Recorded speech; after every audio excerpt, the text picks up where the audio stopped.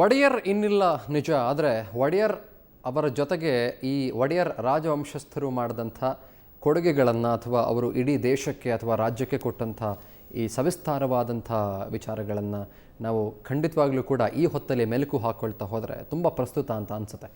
ಆವಾಗಲೇ ಸದಾಶಿವ ಅವರು ಸಾಕಷ್ಟು ಇನ್ಸೈಟ್ಸ್ಗಳನ್ನು ಕೊಡ್ತಾ ಇದ್ರು. ಇದೀಗ ನನ್ನ ಜೊತೆಗೆ ಅನಿತಾ ಅವರು ಜಾಯ್ನ್ ಆಗಿದ್ದಾರೆ ಮೈಸೂರಿನ ಸ್ಟುಡಿಯೋದಿಂದ. ನಮಸ್ತೆ ಅನಿತಾ. ನಮಸ್ಕಾರ ಸರ್. ಎಸ್ ಅನಿತಾ, ನಾನು ಆವಾಗಲೇ ಸದಾಶಿವ ಅವರ ಜೊತೆಗೆ ಮಾತನಾಡ್ತಾ ಇದ್ದೆ. ಅವರು ಸಾಕಷ್ಟು ಇನ್ಸೈಟ್ಸ್ಗಳನ್ನು ಕೊಡ್ತಾ ಇದ್ರು. ಎಷ್ಟು ವಿಶೇಷವಾಗಿತ್ತು ರಾಜವಂಶಸ್ಥರ ಗುಣಗಳು ಅನ್ನೋದ್ರ ಬಗ್ಗೆ ಕೂಡ ಹೇಳ್ತಾ ಇದ್ರು. ಈಗ ನನ್ನ ಒಂದು ಪ್ರಶ್ನೆ ನಿಮಗೆ, ಬೇರೆ ರಾಜರುಗಳಿಗೆ ಅಥವಾ ಬೇರೆ ಬೇರೆ ಸಾಮಂತರಿಗೆ ಹೋಲಿಕೆ ಮಾಡ್ತಾ ಹೋದರೆ ಮೈಸೂರಿನ ರಾಜರು ಎಷ್ಟು ಭಿನ್ನ, ಎಷ್ಟು ವಿಭಿನ್ನ ಅಂತೀರಿ ಪ್ರೊಫೆಸರ್ ಅನಿತಾ? ನನ್ನ ಪ್ರಕಾರವಾಗಿ ಮೈಸೂರಿನ ಒಡೆಯರನ್ನ ನಾವು ಬರೋಡಾ ಸಂಸ್ಥಾನದ ಜೊತೆಯಲ್ಲಿ, ಹೈದರಾಬಾದ್ ಸಂಸ್ಥಾನದ ಜೊತೆಯಲ್ಲಿ ಹೋಲಿಕೆ ಮಾಡಿ ನೋಡಿದಂತಹ ಸಂದರ್ಭದಲ್ಲಿ ಬಹಳ ವಿಶಿಷ್ಟವಾದಂತಹ ಒಂದು ರಾಜಮನೆತನ ಅಂತ ಹೇಳಿ ನಮಗೆ ಕಂಡು ಬರುತ್ತೆ. ಯಾಕೆಂತ ಹೇಳಿದ್ರೆ, ನಾನು ನಾಲ್ವಡಿ ಕೃಷ್ಣರಾಜ ಒಡೆಯರವರನ್ನ ಕುರಿತಂತೆ ಸ್ವಲ್ಪ ಅಧ್ಯಯನ ಮಾಡಿರುವ ಹಾಗೆ ನಾನು ಗಮನಿಸಿರುವಂತಹ ಕೆಲವು ಮಾಹಿತಿಗಳನ್ನ ನಿಮ್ಮ ಜೊತೆಯಲ್ಲಿ ಹಂಚಿಕೊಳ್ಳೋದಕ್ಕೆ ಇಚ್ಛೆ ಪಡ್ತೀನಿ. ಪ್ಲೀಸ್.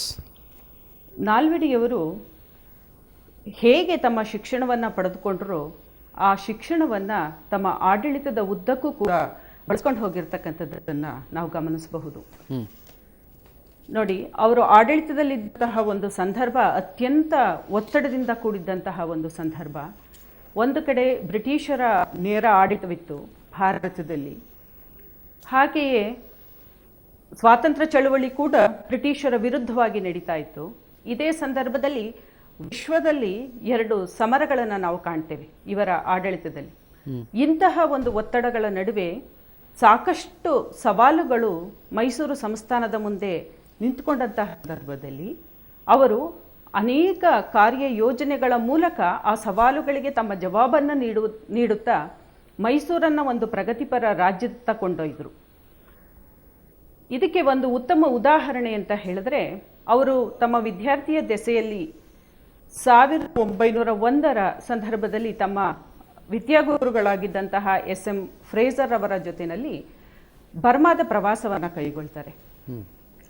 ಅಲ್ಲಿ ತಾವು ನೋಡಿದಂತಹ ಕೆಲವಾರು ಘಟನೆಗಳು ಏನಿದೆ ಮತ್ತೆ ಏನು ಅನುಭವಿಸಿದ್ರು ಅವುಗಳೆಲ್ಲವನ್ನ ತಮ್ಮ ಆಡಳಿತದ ನೇರ ಆಡಳಿತಾವಧಿಯ ಕಾಲದಲ್ಲಿ ಅವರು ಪ್ರತಿಯೊಂದೊಂದನ್ನು ಕೂಡ ಪ್ರತ್ಯಕ್ಷವಾಗಿ ತಮ್ಮ ಕಾನೂನುಗಳ ಮೂಲಕ ಆಡಳಿತದಲ್ಲಿ ಜಾರಿಗೆ ತರ್ತಕ್ಕಂಥದ್ದನ್ನ ನಾವು ಗಮನಿಸಬಹುದು.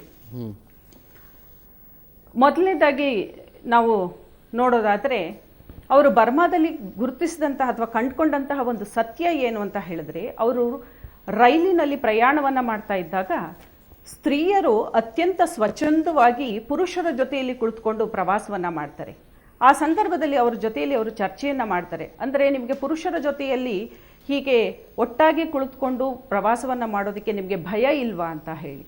ಆ ಸಂದರ್ಭದಲ್ಲಿ ಆ ಸ್ತ್ರೀಯರು ಹೇಳ್ತಾರೆ, ನಮಗೆ ಪ್ರತ್ಯೇಕವಾದಂತಹ ಒಂದು ಬೋಗಿನಲ್ಲಿ ಕುಳಿತುಕೊಂಡು ಪ್ರವಾಸ ಮಾಡೋದ್ರ ಬದಲು ನಾವು ಹೀಗೆ ಜೊತೆಯಲ್ಲಿ ಓಡಾಡಿದ್ರೆ ನಮಗೆ ಅಪಾಯ ಬಹಳ ಕಡಿಮೆ ಅನ್ನೋದನ್ನ ಅವ್ರು ತಿಳಿಸ್ಕೊಡ್ತಾರೆ. ಇದನ್ನ ಅರ್ಥಕೊಂಡಂತಹ ನಾಲ್ವಡಿಯವರು ತಮ್ಮ ಆಡಳಿತಾವಧಿಯಲ್ಲಿ ಅನೇಕ ಮಹಿಳಾ ಪರ ಕಾಳಜಿಯ ಒಂದು ಶಾಸನಗಳನ್ನು ಜಾರಿಗೆ ತರ್ತಾರೆ. ಅದೆಲ್ಲದಕ್ಕಿಂತ ಮುಖ್ಯವಾಗಿ ಅವರು ಮತದಾನವನ್ನ, ಮಹಿಳೆಯರಿಗೆ ಮತದಾನವನ್ನ ಮತ್ತು ಚುನಾವಣೆಯಲ್ಲಿ ಸ್ಪರ್ಧಿಸುವಂತಹ ಒಂದು ಅವಕಾಶವನ್ನ ಮಾಡಿಕೊಡ್ತಾರೆ. ಇದನ್ನು ನಾವು ಇಂಗ್ಲೆಂಡಿಗೆ ಹೋಲಿಕೆ ಮಾಡಿ ನೋಡಿದಂತಹ ಸಂದರ್ಭದಲ್ಲಿ ಅತ್ಯಂತ ಪ್ರಜಾಪ್ರಭುತ್ವದ ಒಂದು ನೆಲೆಗಟ್ಟಿನಲ್ಲಿ ರೂಪುಗೊಂಡಿದ್ದಂತಹ ಒಂದು ರಾಷ್ಟ್ರ ಏನಿದೆ, ಹಾಗೂ ಇಡೀ ವಿಶ್ವದಲ್ಲೇ ತನ್ನ ವಸಾಹತುಶಾಹಿ ಆಡಳಿತವನ್ನ ಸ್ಥಾಪನೆ ಮಾಡಿಕೊಂಡು ಆಡಳಿತವನ್ನು ನಡೆಸ್ತಾ ಇದ್ದಂತಹ ಬ್ರಿಟಿಷ್ ರಾಷ್ಟ್ರ ಕೂಡ ತನ್ನ ಮಹಿಳೆಯರಿಗೆ ಇಂತಹ ಒಂದು ಸ್ವಾತಂತ್ರ್ಯದ ಅವಕಾಶವನ್ನ ಮಾಡಿಕೊಡದೇ ಇರುವಂತಹ ಸಂದರ್ಭದಲ್ಲಿ ಮೈಸೂರು ಸಂಸ್ಥಾನದ ನಾಲ್ವಡಿ ಕೃಷ್ಣರಾಜ ಒಡೆಯರವರು ಆ ನಿಟ್ಟಿನಲ್ಲಿ ಆಲೋಚನೆಯನ್ನು ಮಾಡಿ 1917ರ ಸಂದರ್ಭದಲ್ಲಿಯೇ ಅದನ್ನು ಜಾರಿಗೊಳಿಸ್ತಕ್ಕಂಥದ್ದನ್ನು ನಾವು ಗಮನಿಸಬಹುದು. ಇದು ಒಂದು ಅಂಶ. ಆದರೆ ಎರಡನೇದಾಗಿ ನಾವು ನೋಡಬಹುದು, ಅತ್ಯಂತ ಪ್ರಮುಖವಾಗಿ ನಾವು ಗುರುತಿಸುವಂತಹ ಮತ್ತೊಂದು ಅಂಶ ಏನಂತ ಹೇಳಿದ್ರೆ, ಅದೇ ಬರ್ಮಾದಲ್ಲಿ ಪ್ರವಾಸವನ್ನು ಮಾಡ್ತಾ ಇದ್ದಾಗ ಈ ಮಕ್ಕಳು ಪುರುಷ ಅಂದ್ರೆ ಗಂಡು ಮಕ್ಕಳು ಸಿಗಾರನ್ನ ಹಿಡಿದುಕೊಂಡು ಸೇರ್ತಾ ಇದ್ದದ್ದನ್ನ ಅವರು ಗಮನಿಸ್ತಾರೆ. ಇದನ್ನ ತಮ್ಮ ರಾಜ್ಯದಲ್ಲಿ ತಡೆಗಟ್ಟಬೇಕು ಅನ್ನುವಂತಹ ನಿಟ್ಟಿನಲ್ಲಿ 1911ರಲ್ಲಿಯೇ ಧೂಮಪಾನ ನಿಷೇಧ ಕಾಯ್ದೆಯನ್ನ ನಾಲ್ವಡಿಯವರು ಜಾರಿಗೆ ತರ್ತಾರೆ. ಅಂದರೆ 8 ವರ್ಷಕ್ಕಿಂತ ಕೆಳಪಟ್ಟಂತಹ ಯಾವುದೇ ಒಂದು ಮಕ್ಕಳು ಧೂಮಪಾನವನ್ನ ಮಾಡಬಾರ್ದು ಅನ್ನುವಂತಹ ನಿಟ್ಟಿನಲ್ಲಿ ಈ ಕಾಯ್ದೆಯನ್ನ ಜಾರಿಗೆ ತಂದು ಅದನ್ನ ಎಷ್ಟು ಕಠಿಣವಾಗಿ ಅವರು ಜಾರಿಗೊಳಿಸ್ತಾರೆ ಅಂತ ಹೇಳಿದ್ರೆ, ಯಾವುದಾದರೂ ಮಕ್ಕಳು ಅದನ್ನ ಧೂಮಪಾನವನ್ನ ಮಾಡ್ತಾ ಇದ್ದಂತಹ ಸಂದರ್ಭದಲ್ಲಿ ಅವರಿಗೆ ಶಿಕ್ಷೆಯನ್ನ ಕೊಡುವಂತಹ ಒಂದು ನಿಟ್ಟಿನಲ್ಲಿ ಕಾಯ್ದೆಯನ್ನು ರೂಪಿಸ್ತಾರೆ. ಅಷ್ಟೇ ಅಲ್ಲದೆ ಅವರ ತಂದೆ ತಾಯಿಯರನ್ನ ಕೂಡ ಕರೆಸಿ ಅವರಿಗೂ ಕೂಡ ದಂಡವನ್ನು ವಿಧಿಸುವಂತಹ ಒಂದು ಕಟ್ಟುನಿಟ್ಟಾದಂತಹ ಒಂದು ಪದ್ಧತಿಯನ್ನು ಜಾರಿಗೆ ತರ್ತಾರೆ. ಸೊ ಇಂತಹ ಒಂದು ಆಧುನಿಕವಾದಂತಹ ಚಿಂತನೆ ಮತ್ತು ಸಮಾಜವನ್ನ ಒಂದು ಆರೋಗ್ಯ ಹಾಗೂ ಸ್ವಾಸ್ಥ್ಯ ರೀತಿಯಲ್ಲಿ ಕೊಂಡೊಯ್ಯುವಂತಹ ಒಂದು ಕೆಲಸ ಏನಿದೆ, ಜನಪರವಾದಂತಹ ಕೆಲಸಗಳು ಏನಿವೆ, ಇವು ನಾಲ್ವಡಿಯವರ ಅಥವಾ ಮೈಸೂರು ಅರಸರ ಒಂದು ನೆನಪನ್ನ ನಮ್ಮ ಒಂದು ಮನಸ್ಸಿನಲ್ಲಿ ಶಾಶ್ವತಗೊಳಿಸಿವೆ ಅಂತ ನಾವು ಹೇಳಬಹುದು. ಇನ್ನೊಂದು ಮೈಲ್ ಸ್ಟೋನ್ ಅಚೀವ್ಮೆಂಟ್ ಏನು ಅಂತಂದರೆ ಒಡೆಯರದ್ದು ಅಥವಾ ಒಡೆಯರ ಕಾಲದಲ್ಲಿ ಆದಂಥದ್ದು ಕೃಷ್ಣರಾಜಸಾಗರ ಅಣೆಕಟ್ಟು ಇವತ್ತಿಗೂ ಕೂಡ ಇಡೀ ದೇಶ ವಿದೇಶಗಳಲ್ಲಿ ಖ್ಯಾತಿಯನ್ನು ಪಡ್ಕೊಂಡಿರೋಂಥದ್ದು. It's of course a technological marvel ಅಂತ ಕೂಡ ಕರೆಸ್ಕೊಳ್ಳುತ್ತೆ. ಆ್ಯಂಡ್ ಅದರ ಹಿಂದೆ ಸರ್ ಎಂ ವಿ ಅವರ ಒಂದು ಕೈಗಳ ಶಕ್ತಿ ಇರೋದು ಕೂಡ ನಾವು ಗಮನಿಸಬೇಕಾಗಿರುವಂಥದ್ದು. ಆದರೆ ಆ KR ಅಣೆಕಟ್ಟೆಯನ್ನು ಕಟ್ಟೋದಕ್ಕೆ ಅದರ ಹಿಂದೆ ಇದ್ದಂಥ ಶ್ರಮ ಮತ್ತು ಅತ್ಯಂತ ಕುತೂಹಲಕಾರಿ ಅಂಶಗಳ ಮೆಲುಕನ್ನು ಹಾಕ್ತಾ ಹೋದರೆ ಇವತ್ತು ಚೆನ್ನ ಅಂತ ಅನ್ಸುತ್ತೆ. ಏನು ಹೇಳ್ತೀರಿ ಅದರ ಬಗ್ಗೆ ಅನಿತಾ ಅವರೇ? ಹೌದು, ಇದು ಮೈಸೂರಿನ ಅರಸರು ತಮ್ಮ ಆಡಳಿತಾವಧಿಯಲ್ಲಿ ಮೈಸೂರಿನ ಜನತೆಗೆ ಮಾಡಿಕೊಟ್ಟಿರ್ತಕ್ಕಂಥ ಅತ್ಯಂತ ಅನುಕೂಲಕರವಾದಂತಹ ಒಂದು ಯೋಜನೆ ಅಂತ ಹೇಳಿ ನನಗಾದರೂ ನಾನು ಭಾವಿಸ್ತೇನೆ. ನಾಲ್ವಡಿಯವರ ವಿಶೇಷತೆ ಇದ್ದದ್ದು ಎಲ್ಲಿ ಅಂತ ಹೇಳಿದ್ರೆ, ಅವರು ತಮ್ಮ ಆಡಳಿತಾಧಿಕಾರಿಗಳನ್ನು ಆಯ್ಕೆ ಮಾಡಿಕೊಳ್ಳುವಂತಹ ಒಂದು ಸಂದರ್ಭದಲ್ಲಿ ಅವರು ಬಹುಶಃ ಈ ಒಂದು ಅಣೆಕಟ್ಟಿನ ಬಗ್ಗೆ ಮಾತನಾಡುವಂತಹ ಸಂದರ್ಭಕ್ಕೆ ನಾವು ವಿಶ್ವೇಶ್ವರಯ್ಯನವರನ್ನು ಅವ್ರಿಗೆ ಹೇಗೆ ದಿವಾನರನ್ನಾಗಿ ನೇಮಕ ಮಾಡಿಕೊಂಡ್ರು ಅನ್ನೋದನ್ನ ಒಮ್ಮೆ ನೋಡಿದ್ರೆ ನಮಗೆ ನಿಜವಾಗ್ಲೂ ಅವರ ದೂರದೃಷ್ಟಿತ್ವ ಬಹಳ ಚೆನ್ನಾಗಿ ಸ್ಪಷ್ಟಗೊಳ್ಳುತ್ತೆ ಅಂತ ಹೇಳ್ಬೋದು.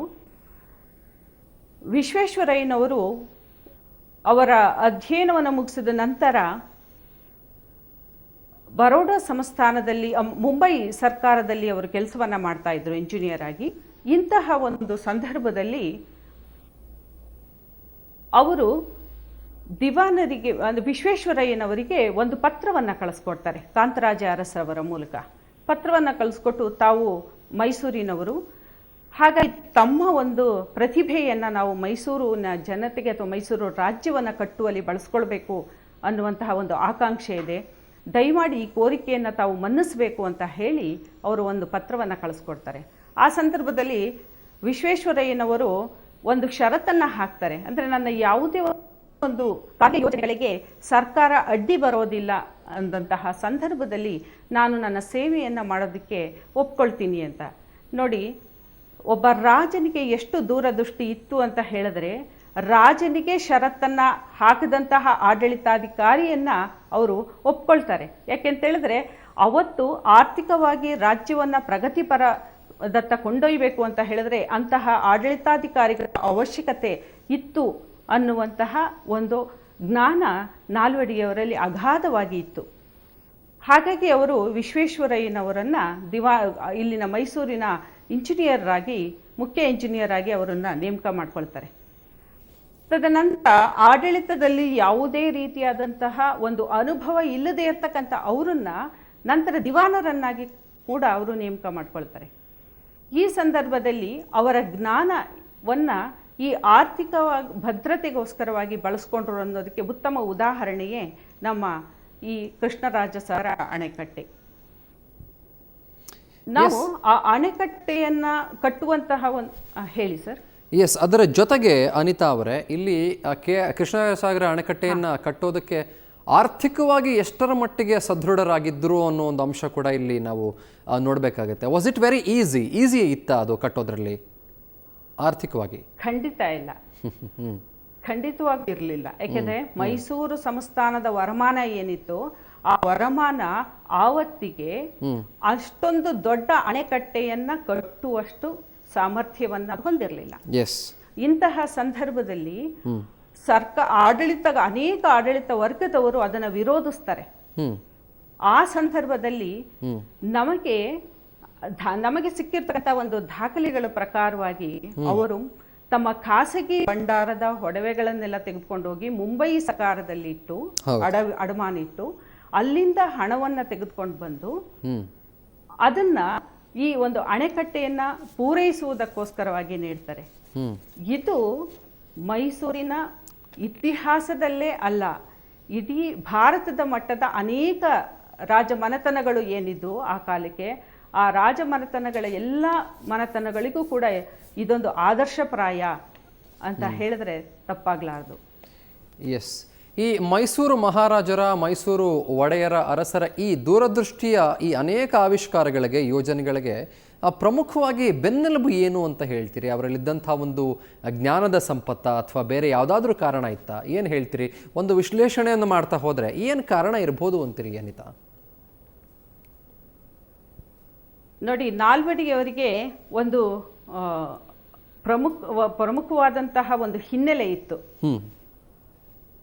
ಅದೇನಂದ್ರೆ ಅವರಿಗೆ ಪೌರ್ವಾತ್ಯ ಮತ್ತು ಪಾಶ್ಚಿಮಾತ್ಯ ಈ ಎರಡು ದೃಷ್ಟಿಕೋನದ ಒಂದು ಶಿಕ್ಷಣ ಅವರಿಗೆ ದೊರಕಿತು.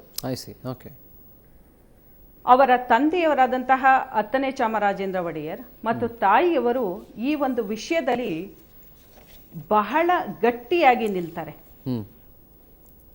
ಅವ್ರಿಗೆ ಗೊತ್ತಿತ್ತು, ಯಾಕೆಂದ್ರೆ ಮುಂದಿನ ಒಂದು ಸವಾಲುಗಳಿಗೆ ನಮ್ಮ ಉತ್ತರಾಧಿಕಾರಿಯಾಗ್ತಕ್ಕಂಥ ನಮ್ಮ ಮಗ ಏನಿದ್ದಾರೆ, ಇವರು ಸರಿಯಾದಂತಹ ಒಂದು ಮಾರ್ಗದರ್ಶನವನ್ನ ಇವರಿಗೆ ಕೊಡಬೇಕಾಗಿರ್ತಕ್ಕಂಥದ್ದು ನಮ್ಮ ಜವಾಬ್ದಾರಿ. ಆ ನಿಟ್ಟಿನಲ್ಲಿ ನಾವು ಎರಡೂ ರೀತಿಯ ಶಿಕ್ಷಣವನ್ನು ಅವರಿಗೆ ಕೊಡಬೇಕು ಅಂತ ಹೇಳಿ ಅವರು ಇಂಗ್ಲಿಷ್ ಮಾಧ್ಯಮವನ್ನೇ ಪ್ರಧಾನವಾಗಿ ಇರಿಸಿಕೊಂಡು ಕೇಂಬ್ರಿಡ್ಜ್ ಮತ್ತು ಈ ಆಕ್ಸ್ಫರ್ಡ್ ಯೂನಿವರ್ಸಿಟಿಗಳಲ್ಲಿ ಎಂತಹ ಒಂದು ಶಿಕ್ಷಣದ ವ್ಯವಸ್ಥೆ ಇತ್ತು, ಆ ವ್ಯವಸ್ಥೆಯನ್ನ ಮೈಸೂರು ಸಂಸ್ಥಾನದ ಒಳಭಾಗದಲ್ಲಿಯೇ ಅವರಿಗೆ ನಿರ್ಮಾಣ ಮಾಡಿ ಕೊಡಿಸ್ತಾರೆ. ಇದು ಅತ್ಯಂತ ಪ್ರಮುಖವಾದದ್ದು.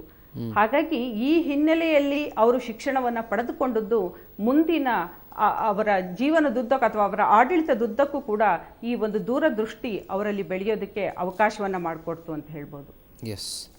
ಅಂಡ್ ಅದಕ್ಕೆ ಪೂರಕ ಅನ್ನುವಂತೆ, ದೂರದೃಷ್ಟಿಗೆ ತುಂಬ ಅನುರೂಪ ಅನ್ನುವಂತೆ 1915ರಲ್ಲಿ ಕನ್ನಡ ಸಾಹಿತ್ಯ ಪರಿಷತ್ತನ್ನು ಸ್ಥಾಪನೆ ಮಾಡ್ತಾರೆ. ಕನ್ನಡ ನಾಡು ನುಡಿ ಜಲವನ್ನು ಸಂರಕ್ಷಣೆ ಮಾಡೋದಕ್ಕೋಸ್ಕರ, ಕನ್ನಡದ ಭಾಷೆಯನ್ನು ಬೆಳೆಸೋದಕ್ಕೋಸ್ಕರ ಅವರ ಪ್ರಯತ್ನಗಳು ಯಾವ ರೀತಿ ಇತ್ತು ಅಂತೀರಿ? ನಾಲ್ವಡಿಯವರು ಈ ಕನ್ನಡ ಭಾಷೆಯನ್ನ ಬೆಳೆಸುವಂತಹ ಒಂದು ಹಿನ್ನೆಲೆಯಲ್ಲಿ ಸಾಕಷ್ಟು ಕಾರ್ಯಸಾಧನೆಯನ್ನ ಮಾಡಿದ್ದಾರೆ. ಅವರು 1916ರಲ್ಲಿ ಮೈಸೂರು ವಿಶ್ವವಿದ್ಯಾನಿಲಯವನ್ನ ಸ್ಥಾಪನೆ ಮಾಡಿದ ಜೊತೆಯಲ್ಲಿಯೇ ಒಂದು ಪ್ರಕಟಣಾ ಮಂಡಳಿಯನ್ನ ಅಲ್ಲಿ ಜಾರಿಗೆ ತರ್ತಾರೆ, ಪ್ರಸಾರಾಂಗವನ್ನ ಜಾರಿಗೆ ತರ್ತಾರೆ. ಅಲ್ಲಿ ಕನ್ನಡ ಸಾಹಿತ್ಯವನ್ನ ಕುರಿತಂತೆ ಅನೇಕ ಪುಸ್ತಕಗಳನ್ನ ಪ್ರಕಟಗೊಳಿಸುವಂತಹ ಒಂದು ಅವಕಾಶವನ್ನ ಮಾಡಿಕೊಡ್ತಾರೆ. ಇಷ್ಟೇ ಅಲ್ಲದೆ ಅನೇಕ ಕನ್ನಡ ಪತ್ರಿಕೆಗಳು ಬೆಳೆಯೋದಕ್ಕೆ ಕೂಡ ಅವಕಾಶವನ್ನ ಮಾಡಿಕೊಡ್ತಾರೆ. ತಮ್ಮ ಹಲವಾರು ಭಾಷಣಗಳಲ್ಲಿ ಕನ್ನಡ ಭಾಷೆಯನ್ನ ಪ್ರತಿಯೊಬ್ಬರೂ ಕೂಡ ಗೌರವಿಸಬೇಕು ಅನ್ನುವಂತಹ ನಿಟ್ಟಿನಲ್ಲಿ ಕರೆಯನ್ನ ಕೊಡ್ತಕ್ಕಂಥ ಅನೇಕ ಉದಾಹರಣೆಗಳನ್ನು ನಾವು ಗುರುತಿಸಬಹುದು. Yes, all right ma'am. ಸಾಕಷ್ಟು ದೂರದೃಷ್ಟಿಯ ಅಂಶಗಳು ನಿಜಕ್ಕೂ ಅವರ ವ್ಯಕ್ತಿತ್ವದಲ್ಲಿ ನಮಗೆ ಕಾಣಿಸ್ತಾ ಇತ್ತು, ಅನುರೂಪಗೊಳಿಸ್ತಾ ಇತ್ತು ಅನ್ನೋ ಮಾತನ್ನು ನೀವು ಗಮನಿಸ್ತಾ ಇದ್ದೀರಿ. ನಿಜಕ್ಕೂ ಕೂಡ ತುಂಬ ಅಚ್ಚರಿಯಾಗುವಂಥ ವಿಚಾರ, ಜೊತೆಗೆ ಖುಷಿ ಕೊಡುವಂಥ ವಿಚಾರ ಕೂಡ ಹೌದು. ನಮ್ಮ ರಾಜ್ಯದ ಸಂಸ್ಥಾನದ ರಾಜರು ಈ ರೀತಿ ಅದ್ಭುತವಾದಂಥ ಸಾಧನೆಗಳನ್ನು ಮಾಡಿದರು, ಆವಿಷ್ಕಾರಗಳನ್ನು ಮಾಡ್ತಿದ್ರು ಅಂತಂದರೆ ನಿಜಕ್ಕೂ ಹೆಮ್ಮೆ ಪಡಬೇಕಾಗತ್ತೆ ನಾವು ಕನ್ನಡಿಗರಾಗಿ.